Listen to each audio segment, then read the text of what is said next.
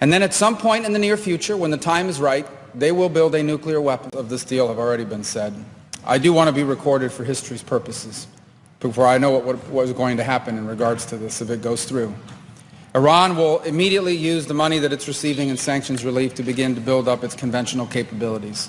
It will establish the most dominant military power in the region outside of the United States, and it will raise the price of us operating in the region. They're going to build anti-access capabilities, rockets capable of destroying our aircraft carriers and ships, continue to build these swift boats that are able to come on us, these fast boats that are able to swarm our naval assets. And they'll make it harder and harder for U.S. troops to be in the region. They'll also work with other terrorist groups in the region to target American servicemen and women.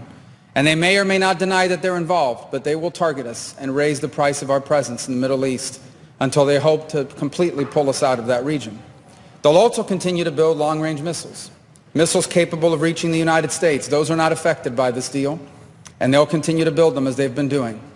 And then at some point in the near future, when the time is right, they will build a nuclear weapon. And they will do so because at that point they will know that they have become immune, that we will no longer be able to strike their nuclear program because the price of doing so will be too high. This is not just a work of imagination. It exists in the world today. It's called North Korea, where a lunatic possesses dozens of nuclear weapons and a long-range rocket that can already reach the United States. And we cannot do anything about it. An attack on North Korea today would result in an attack on Tokyo, or Seoul, or Guam, or Hawaii, or California. And so the world must now live with a lunatic in possession of nuclear weapons. And this is the goal Iran has as well, to reach a point where they become immune to any sort of credible military threat because the price of a military strike would be too high. Iran is led by a supreme leader who is a radical Shia cleric with an apocalyptic vision of the future.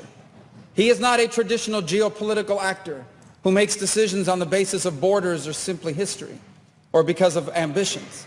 He has an religious apocalyptic vision of the future, one that calls for triggering a conflict between the non-Muslim world and the Muslim world, one that he feels especially obligated to trigger.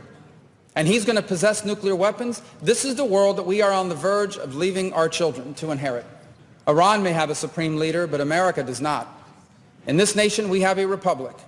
And soon we will have new leaders, perhaps in this chamber, but also in the executive branch.